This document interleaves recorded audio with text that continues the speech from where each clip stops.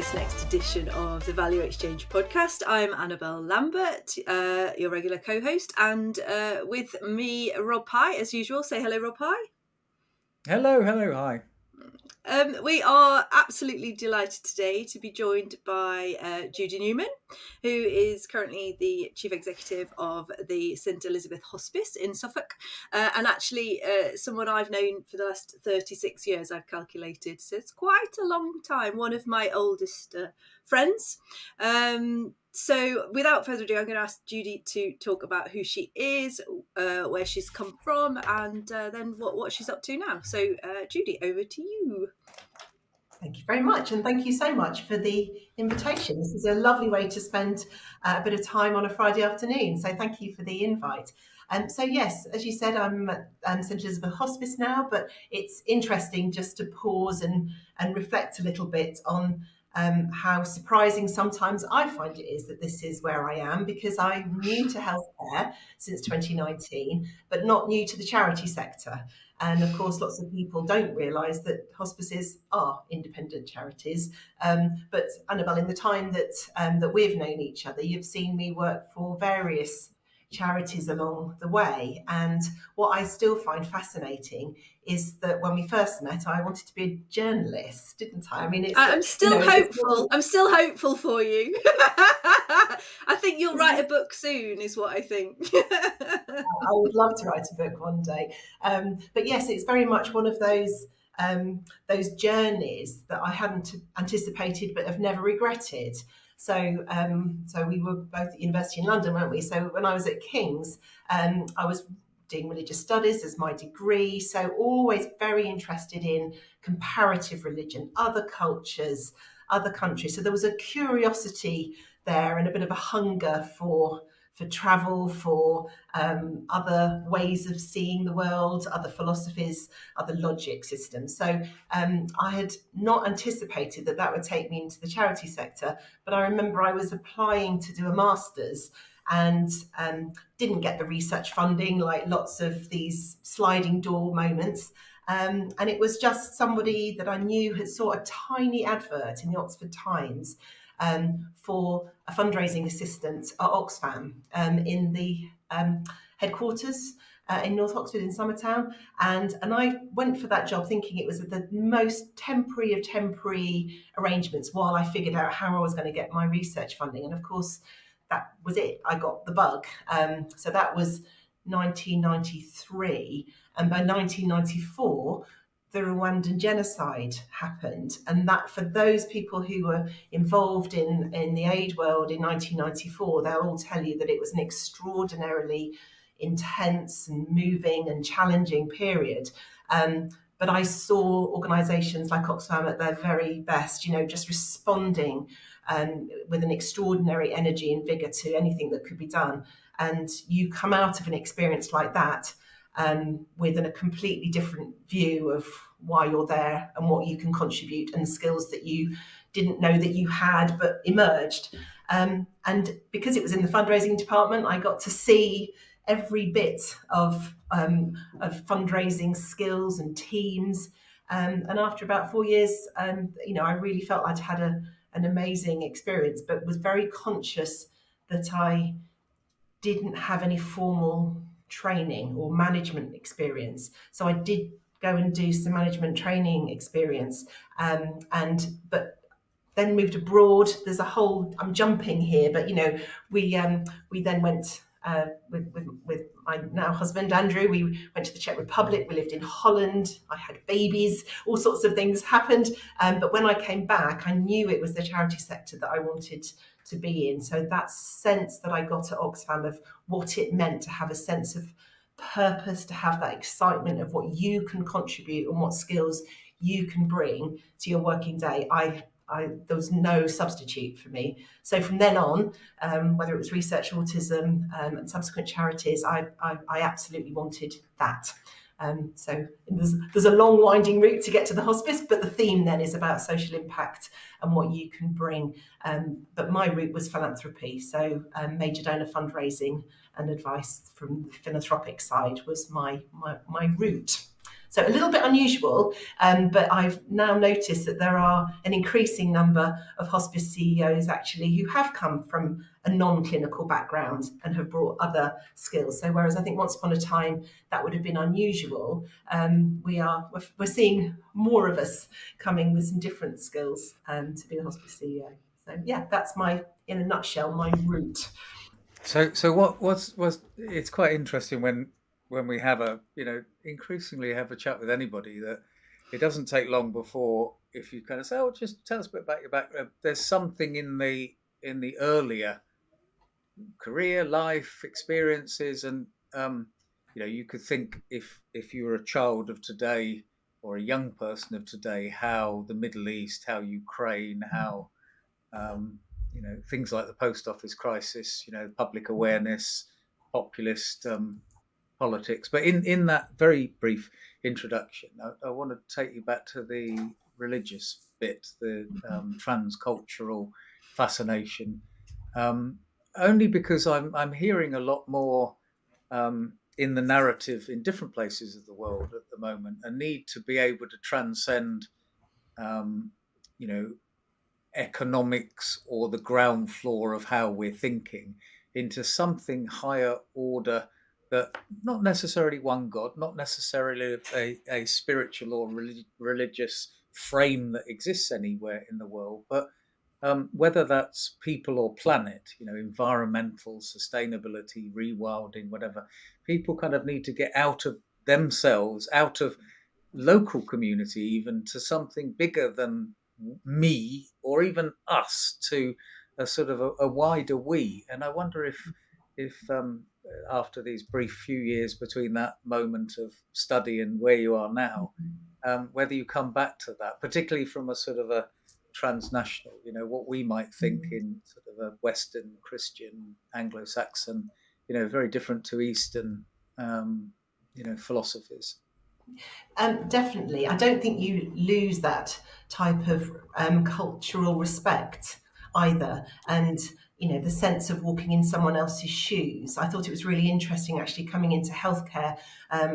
Many people now are very, very mindful of health equity and invisible barriers to accessing services that you haven't even thought of, and a lot of that requires that ability. It's not enough anymore just to say, well, we're open to everybody. That's not enough anymore. So the whole health equity world is fascinating, and I've definitely been able to draw on some of that earlier study for that in terms of building relationships and an awareness.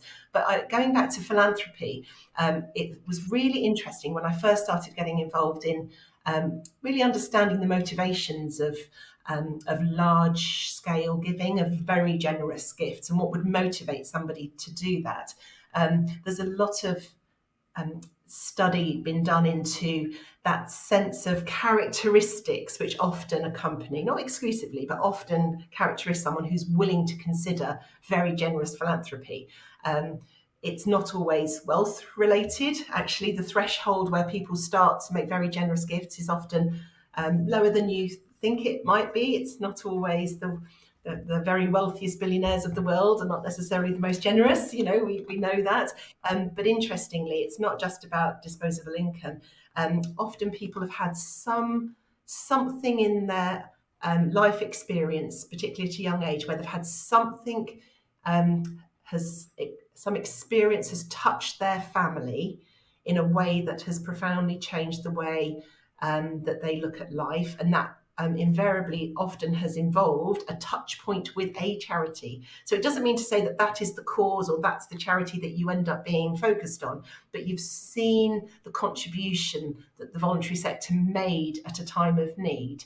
So there's often been a touch point with the charitable sector, a touch point with life not being straightforward and rainbows and unicorns. So it doesn't have to be a dreadful trauma, but it would be something. So my brother was born profoundly deaf. Now that in itself is, there's extraordinary help available, but it means that life is seen through a different lens. And the challenges that he faced gave you a sense of other. Now, in terms of religious and spirituality, the same research suggests that those people who are often minded to be very generous aren't necessarily religious, but they do have a sense of other. And it might be a sense of spirituality in as far as knowing that that we're not the centre of the universe. And I think that's a really interesting sense of just having a thoughtfulness and an outlook which is not completely self-centered. So a sense of other, I think, goes hand in hand with that sense of curiosity and openness and a willingness not just to empathise, but to really understand the challenges that other people may face and what you might be able to do to contribute it. So it's all about connections and listening more than talking. And I've seen that again and again and again. I think it's fascinating, that sense of... Well, no, I think it's also very beautiful because, you know, on the first point of that touch point, many people on this podcast have you just talked about your brother. That one I remember in terms of a youth work was an immigrant from the former Soviet Union, his family, you know, off the boat, and there was some charitable aid that they got for the family at that point. He then spent his life in youth work, became a very senior, you know, figure in the community of youth work. And it's like, if you used any existing metric number about GDP, GVA, social impact numbers, you know, they could not possibly capture a lifetime of service that actually is the payback for, you know, not a few minutes, but maybe it was a year's, you know, support or something. And then on the spirituality, another guy on the podcast, Professor Atul Shah, who's a Jain, he's an expert in finance and economics, and he's very much holding truth to power in terms of a lack of morality in the finance sector. So is money a means to an end, or is it an end in itself? And actually, if you look at religions, if you look at spirituality, you'd look at, you know, money over the last 5,000 years, you'd realize that maybe we've lost some things in our cultural approach to that we could relearn when it comes to, you know, a diaspora of religions, you know, across the world, that think of money still as a means to serving communities, not serving its own accumulation for no other purpose. You know, like Islamic finance, you know, no interest, no debt. But you were quite interested in talking about community and hospice contexts. Well, it's interesting. So what's that about? Yeah, so it's very interesting. So from a hospice perspective, there are huge numbers of volunteers across the country who support hospice activities. So just at St Elizabeth Hospice, we have 1,500 volunteers. Wow. I know, it's huge. Now, a lot of those, probably over 800 of those, are supporting retail shops, because we have 40 shops and cafes, etc. So a lot of that's that, but a lot of those volunteers are supporting the inpatient unit. They're supporting, you know, the catering team. They're supporting our facilities and looking after the garden. Loads of beautiful things. A huge percentage of those volunteers are doing so as a touch point, having had experience of the hospice's services in their family. So an enormous groundswell of affection, if you replicate that across the whole country. Now, if you've been through one of these experiences, your understanding and appreciation of the complexity of going through a family member having a diagnosis, being ill, getting used to their palliative care needs, and then ultimately the experience of death and grief. You know, every family knows that changes you, that changes your experiences as a family.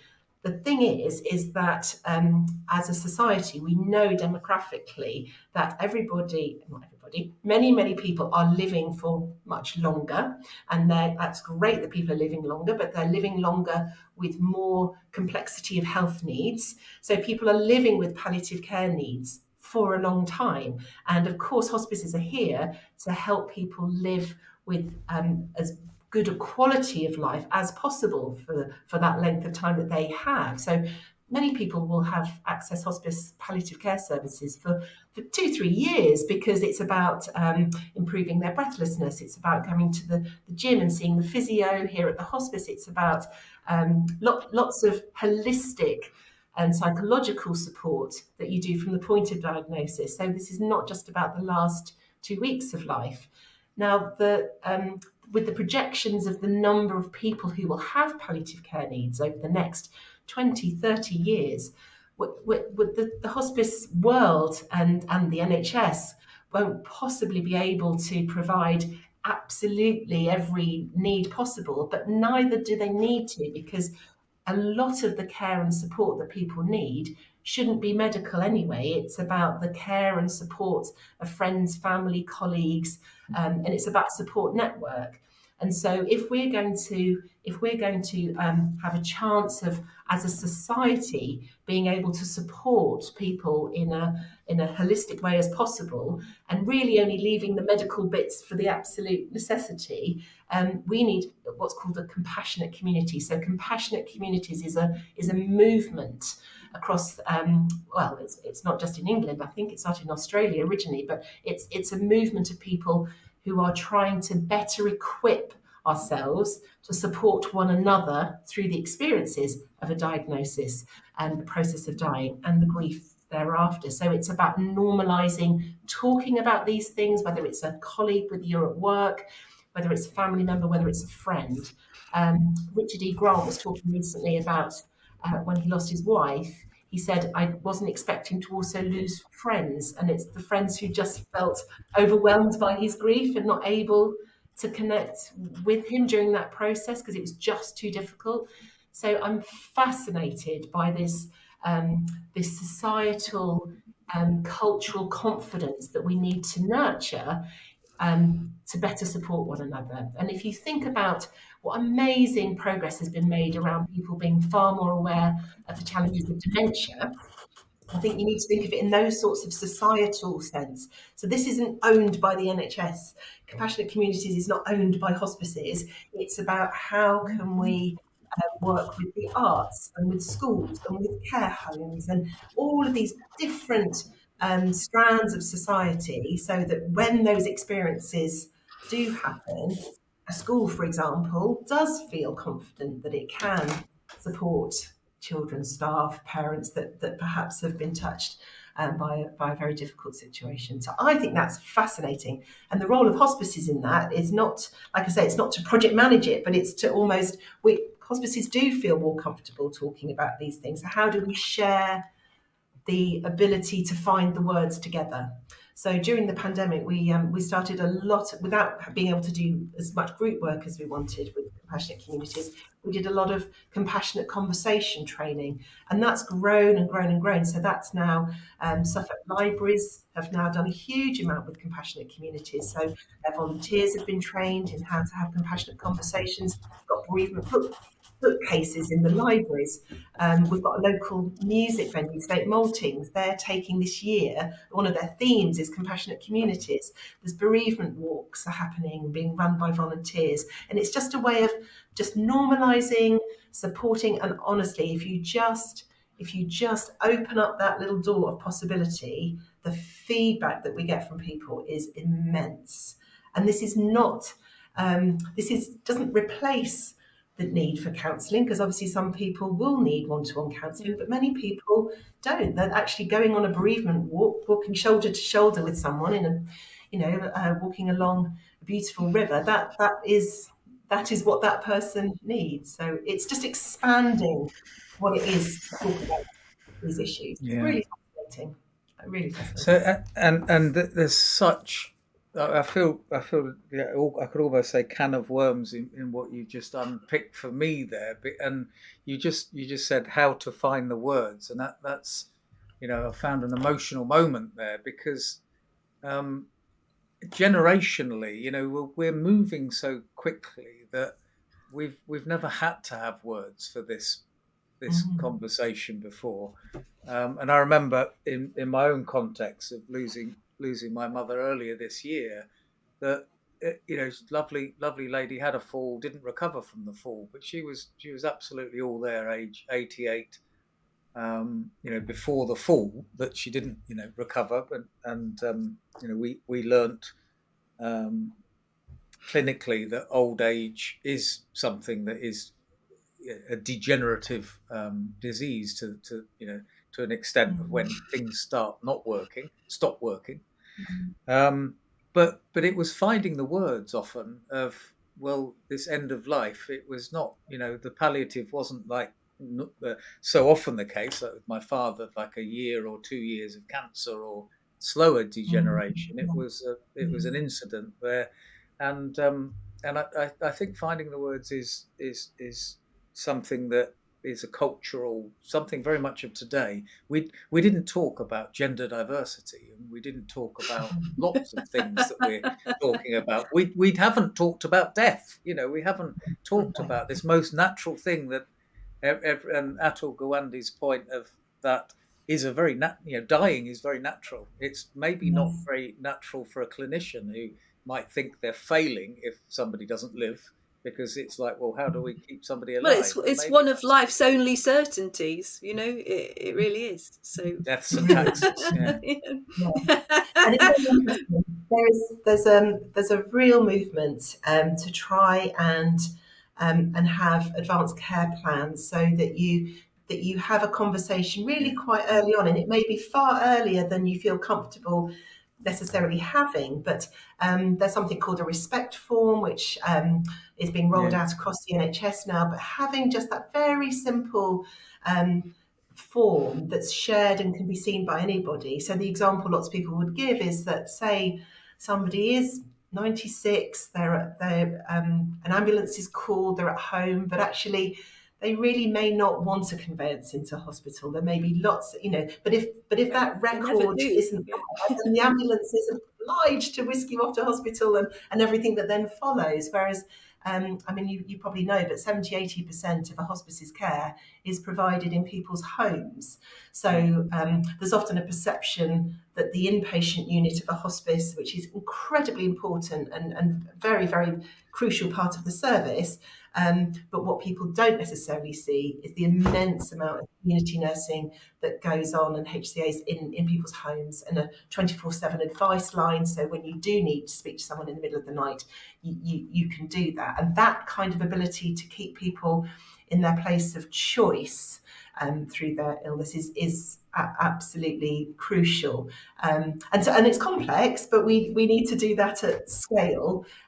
So it's a very interesting, the point of having the early conversation that is recorded and shared, and that, having to look at digital solutions to be able to do that, so lots of different providers can access and see what the care choices have been. But still, there's a lot of people with enormous resistance to have that conversation. Yeah. It's just too difficult, and that's where I can recommend it to anyone. I've already got my first draft, age 57, of my end of life plan. Have you?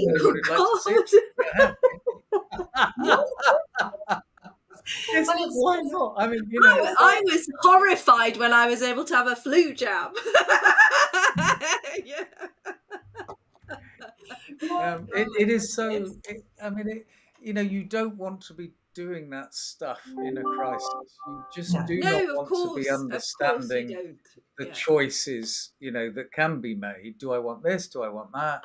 Why not do it when there's no reason to do it? As in, I don't think I have any negative prognosis. But I wanted to talk about the volunteer side of it, because I think that so we live in a society that is certainly Western, that is dominated by economic narratives of we call it work, but it's not really work, it's labour. It's where economics is sort of built on top of an exchange of value. I give you this money, you give me this labour. Whereas, with volunteering, we're doing God's work. We're doing real work, aren't we? In caring and love. But there's no exchange of economic value in that in that volunteering context. It's not labour, it's work. It's like being a mother or a father or brother or a community member. It's real work. It's purpose, passionate. However, a lot of us are excluded from being able to volunteer because of economic constraints. If you're living in a food bank, if you can't afford to pay the bills, you may be excluded also from being able to care or volunteer. And I wonder whether things that are so important to palliative care, to community care, to aging well, to living well, to dying well, where there is economic reasons that people can't participate, we should be doing more. And of course, there's an obvious link to ethos there, because that's our focus on helping people with this living wage, where they want to do work, whatever the work is, being a mother or whatever, but just can't because there's some exclusion. I wonder whether you've got any thoughts on that. Well, it is interesting. I mean, there's a programme that Help Force started that we've been participating in, which is called Volunteer to Career, because often some people may, for example, we have some families who experience a community healthcare assistant coming into their home to care for a loved one in an end-of-life situation. And they are incredibly compassionate, they're very skilled at what they do, but they're not registered nurses. So in terms of the barrier to accessing that as a career, we do have quite a number of people who then come for interview, and when asked why have you put yourself forward, it's like, well, I saw the healthcare assistant and what they were able to do for my mum or for my auntie, and I thought I could do that. I love that. That's wonderful. Now, for some people, that direct experience has made them think, gosh, that is something that's open to me. In terms of taking a leap and doing something completely different, sometimes some experience of volunteering can just give them that sense of courage about whether or not it is the right thing. So having the experience of doing some volunteering, and then with potential of seeing a pathway to that becoming a more economic arrangement, that can be quite valuable for people, because it's brave, isn't it, jumping into a new way of working, a new change. And so sometimes Volunteer to Career is a nice way of just trying it, seeing if it works, seeing if it is what you think it's going to be. It is fascinating if you look at why people volunteer and the demographics. I mean, our volunteers they go from teenagers to, we have volunteers in their 90s. I mean, it's so broad. And we did see a big shift during the pandemic, and I think lots of people, that reset of some people saying, actually, I've done a certain type of volunteering for a long time, and the pandemic gave them a bit of time to reflect, and they decided to do something different, maybe stop volunteering for that charity and choose another charity. It sort of provided a little bit of a circuit break for some people, didn't it, to reevaluate it. But we've seen some people join us, having seen more of the healthcare system during the pandemic, and think, actually, I'd really like to play my part, because it's that sense of belonging and purpose was very powerful to them. So it actually opened up some volunteer experiences. I'm really fascinated.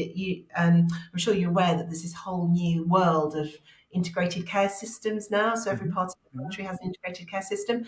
And we had a talk recently, we work across 2 ICSs, and we had a talk recently about intelligent health, and Dr. Will Bird, who talks about a sense of belonging, sense of security, sense of purpose. And of course, those of us coming from the voluntary sector are all nodding, going, yeah, and we know the health benefits of a sense of belonging, a sense of purpose, and a sense of security, because we see that through the experience of volunteering and feeling part of a bigger ecosystem. That's often people do combine it with part-time work, but that's where they recharge their batteries. They actually recharge their wellbeing batteries through their volunteering, and so it's not a binary volunteering or not volunteering. It's often a blend, but that's where they feel rejuvenated and part of something with a sense of purpose, which can or may not lead to a different career path for them. It doesn't have to, but for some people it certainly does.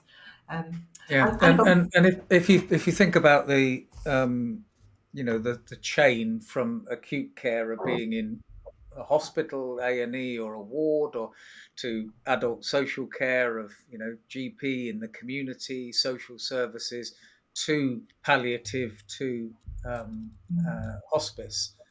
Um, Along the way, the more you can support unblocking beds, and I know that many agencies in the integrated care, the idea of joining it all up with a board, are putting more money in other parts to try and relieve Yes. the blocks, in the beds and in the acute. But I wonder whether the voluntary could, whether it could be so that we could build so much more capacity outside of professional or clinical services by actually encouraging communities to care more, by giving some allowance. So there's plenty of allowances if you want beds or gadgets or capital items, but not revenue items. The revenue items for commissioning are different to what might be really useful for volunteering. In other words, looking at helping people, not to pay them to be volunteer and having a value exchange. I pay you this money to do this work, but actually just to enable the community capacity, which I'm sure that people would love to do more real work when it comes to friends and family, rather than making it a commission service. Everything. Yes. This word commission seems to be an obsession, doesn't it? Yes, but if I've got the voice of one of our local GPs in my ear, because I know that if she was here, she'd be saying, talk about compassionate companions, because we have an amazing local GP in East Suffolk who's passionate about how we support our own neighbourhoods and communities through the experience of dying. And so that she's established a programme called Compassionate Companions, which is part of that compassionate communities movement. So it's a bit like an end-of-life doula, but these are volunteers who are trained to go and build a relationship with someone who's perhaps in their last few weeks of life. And it may just be to sit with them, it may be to do a little bit of shopping, but actually feel comfortable to be in and out of that home in a way that's all been safeguarded and all been appropriately managed. But as a volunteer, and they talk, the word that comes back again and again is what a privilege. So you talk about an exchange, value exchange, but this is often about the experience. So yes, it's an exchange of time, but the experience and again, the privilege. People would say again and again, it was a privilege to spend that time with that person or with that family. I mean, we have community volunteers who, it's a bit like a good neighbours scheme, but not everybody would feel comfortable popping in and out of a home where someone's perhaps on a hospital bed dying in the front room. So that, again, that needs to be safeguarded, that needs to be managed carefully as a volunteer programme. But we have volunteers who are very willing to be home sitter volunteers for that. So there is an end of life doula. I mean, what a lovely social prescribing picture we've got there. Because I think that information would be captured, wouldn't it? Again, acute. Do you have someone? There's so many forms, isn't it? Yes. Do you have, exactly. and so they're capturing it. People know if you've got someone or some people or not. Oh, you're okay. What if you don't? Okay, would you like an end of life? Exactly. I mean, it's just. Well, there's an organisation called End of Life Doula UK. So that's a well-established programme. Makes me smile. Just the name. Lovely. So the compassionate communities, there is a Compassionate Communities UK that's been set up by the people who really have formulated some incredibly powerful case studies across the country now. It's really interesting to look at Frome in Somerset, where they were able to really track the deep dive into compassionate communities and track the difference it made to hospital admissions over a period of time. And Plymouth, it was the first compassionate city. And it might be as simple as the compassionate city in Plymouth, they had a starfish as a little logo. So if you went to a cafe and you perhaps had experienced a bereavement and you wanted to be with people, but on your own. You know what I mean by that? You don't necessarily want to be on your own, but you don't want to go and join a group or whatever, but you would go to a cafe and they would have a stack of wooden spoons with a little starfish on it, and you just put one on your tray so that the staff would know that you're just going through something, and someone might just come along and say, how are you doing? Are you okay? Just feel comfortable starting that conversation. Very gentle, very light touch, not expensive at all, but just a way of, as a society, going, we get it. We know we're here for you. Very beautiful. So there's all sorts of really interesting things. So we're going to try and be accredited, if you like, as a compassionate community, as a healthcare system, and as a county, because the more that we can just explain this to people, it resonates. It very rarely is met with indifference. Invariably, people go, "Oh, that would have been really helpful." Actually, when one of our colleagues died last year, and we really struggled as a team, or whatever it is, invariably it resonates with people. So I think it'll be really interesting one to watch over the next 5-10 years. I think you'll see it grow more and more. It's interesting. I'm pausing for Annabelle because I've it's so many, because I'm sort of sitting here thinking, okay, well, this is just one tranche of society, a moment in time that we could do these amazing things, but I feel that there's so much more just by acting differently, just being a compassionate community, even without the end of life element, just generally could really help social care, could really help old people, could really help young people, could really help, just quite a shift in the way that we view how we live and what our responsibilities are and who we're accountable to and who we care about and why do we care.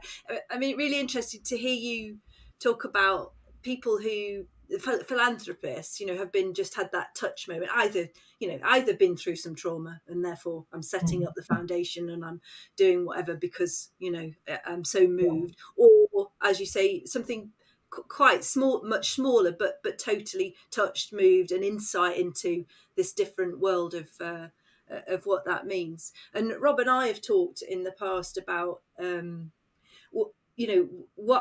how do we encourage people who don't necessarily experience that? Because not everybody experiences that, and it's not necessarily about philanthropy, but just to act that bit differently towards community, towards society, towards people, towards, why do I have to add some life trauma to actually make me a decent person? So that's a really good point. You shouldn't have to. No. You shouldn't. And actually, saying that, actually, I think, probably 99.9% of society are decent people. I don't, inherently, I think people, I want to be from a position of trust and caring. And I think people find themselves in strange situations under, inordinate pressure, and it's building at the moment. It's going to be some hideousness, I think, on its way. And it's not because people are hideous. It's just, they're motivated to do something, and it's horrible that we have to get to that point, for things to change. I think it's a really good point. So the bit that we haven't really talked about is for about 6.5 years, I worked at a community foundation, and again, they're all over the country. I don't know if you've had much to do with them in your counties, but the Suffolk Community Foundation, it was early when I joined. It'd only been going for 2 years' time, but it was fascinating how there was a lot of the Suffolk and Norfolk Community Foundation started on the same day in 2006, I think it was, and there was a lot of people who said, I can see why you need a community foundation in some of the more industrial parts of the country, but do we really need them here? And of course, subsequently, people have become much more aware of the hidden needs of deprivation, where you've got extreme wealth masking some of the worst deprivation in the country. So all of that storytelling was a huge part of those early years of the Community Foundation, just so that people could really start to have a different lens at which they looked around the community that they live in, and the fact that you could drive through and it all looks very picture box, pretty and rural and coastal and lovely, but actually there are some very, very real pockets of need, and not least of which the rural nature of it had lots of other challenges around. Winter fuel issues, loneliness, access to healthcare issues. So yes, deprivation as well, but transport. It's unpacking what that population need is, and I think a lot of people find that absolutely fascinating. But throughout all of this, there's a sense of, you have to have a sense of hope, and I don't think you can do this kind of work without losing that optimism and hope. So one of the first things that I did when I became chief exec is we worked with the team here about values, and we got some help from someone who was very experienced in this to really look at, again, afresh at what our values were. And one of the ones that really touched me was that there was a value emerging from all of the talks with staff and volunteers and so on around kindness. And actually it was the clinical staff who said, it's more than kindness. This is difficult. We have really gritty conversations. We have to have really brave conversations. And so the value ended up being compassion takes courage. So we talk a lot now about courage. And I think alongside that is hope. So you have to have both courage and hope that you can tackle some of these seemingly overwhelming societal problems. And I have followed what you have done over the years, Annabelle, and I can see that what you have tried to do is tackle some issues with courage and hope and optimism. And I think that's the theme, isn't it? Yeah. Do on that subject of your staff in the hospice, do you have? We speak to chief execs of trusts and the NHS, social care, children's services, and it's not a pretty picture from a personal well-being perspective. People, is that something you worry about? Do you have to, are you fortunate that you're able to do the courage? You're not burnt out. You're not PTSD'd every day of the week. You're not, running to go backwards all the time. We never take this for granted, and certainly during the pandemic, we know that it was incredibly tough for the staff. We expanded the service rather than retract, and I don't underestimate at all what the staff really went through during that time. And we haven't taken the wellbeing for granted at all. It is interesting when we talk to staff, and we do a lot around making sure that they have got resources. We're very fortunate. We've got an emotional wellbeing team that do so much counselling for patients and families, but it means that in-house we also have we've got some wonderful colleagues who can support their colleagues. And it is an issue in healthcare, undoubtedly. But we've got wellbeing champions. We're continually trying to find ways in which that we can change. It is a different environment. I mean, if you came here, we can do a lot more as an independent charity to try and make the environment as nice and supportive as we can. It's an intentional thing that we don't want it to feel like a hospital, for example. That's not what a hospice is to feel like. And hopefully that has some benefit for the staff as well. And it is only the one ward, so that has pros and cons. It means that you can't pull in resource from another ward if you have high sickness levels on your rota, for example. But it does make, we try really hard to make the atmosphere as calm and unexpectedly, people sometimes say, I didn't expect it to feel so happy. So warm. You work hard to try and create an environment which does feel supportive, and that's. I think that the three hospices for my parents, and that I've had it personal experience of. Then I think that sort of busted the myth that this was some sort of clinical care only. It's a home, isn't it? It's a kind of it's warmth, it's love, it's kindness. From a patient point of view, that is quite unexpected, I think, which is why I think it moves so many people who haven't had experience of hospices, you know, your first Yeah, sort of yeah. behind the scenes. We had So, we had a medical director who recently retired, but very special doctor. He's been here a long time. We were all very sad to see him retire. But when I first started, he said, when you start becoming involved in the hospice world, you won't hear us talk about a cure. We're not talking about cures anymore. He said, but you will still hear us talk about healing. And it's that sense that you can try and heal relationships that have perhaps become fractured. It may be that you want to heal your relationship with wider friends and family, with your faith or with none. This is the complexity of reconciling yourself with where you are and what time you do have left is it can be a period of healing. And I thought that was a very beautiful way of reframing what the experience was. So many people resist a referral to a hospice because they're not ready. They're not ready for that, and yet again and again and again, we hear people say, "I wish I'd accepted the referral earlier. I didn't realise what peace and pain management it would give me for a much longer period of time." So that's a continual message that we have to try and share with people: is please don't if you do get a referral, please don't resist it. Come and talk to the staff, and you may be surprised.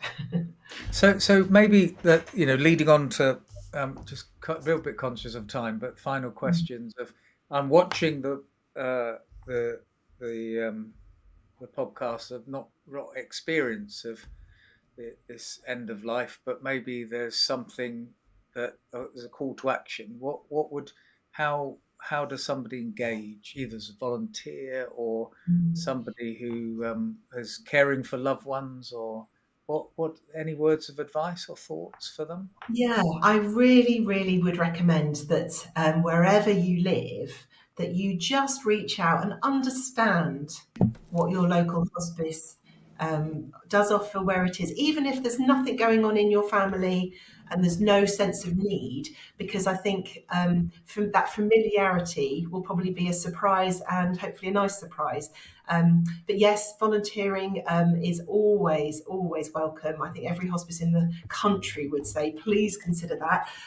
But I do think there's just something around having an understanding, because if something does happen in your family and you're having to learn everything from 0 to 100 in what seems a very short, it can be overwhelming. Whereas actually, if you have had some familiarity with that, and it might be an open day, it might be an event. Lots of people do their first experience of a hospice, maybe doing a midnight walk or running into the sea on Christmas Day. We have hundreds of people who do. Again, like we said about compassionate communities, break down some of those myths about what is available, and I just think that in itself would be really valuable. Okay, Annabelle, last questions? Yeah, no more questions, but thank you for spending time with us. It's been mind-bending, as I was expecting. Lots to think about. So thanks, Judi, for joining us. Rob? No, thank you. Any questions, Judi, from your point of view, or anything you want to add?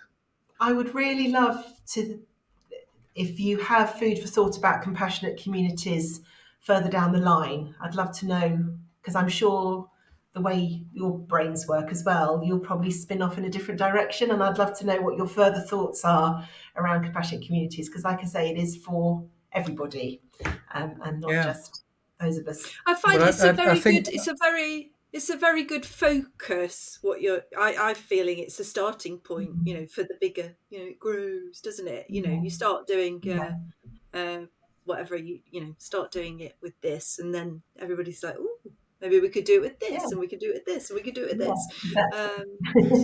I think there's a link with our Commons Fund, and looking at your history in philanthropy and the community focus, the question of how might you accelerate the attraction of locally steward stewarded communities by making the links between philanthropy and communities more explicit, because there will be volunteers who are probably pushing this but can only push it so far, and they would like, you know, more buildings, more support, more people, more administration, more online, more. So yes, in terms of the any follow-ups, it would be lovely to continue the conversation. We'll ping you some stuff on where we are with that, and then go mad together. Yeah. And thank you for the invitation. It was really lovely to be asked. And if you think of anyone else who might like to join us, then send them our way as well, I guess is the other request. Always looking it's for been a lot of fun. Thank you. Lovely to see you. Hopefully not 10 years next time. You take No, care. exactly. Thank you. Thank you. Bye. Bye.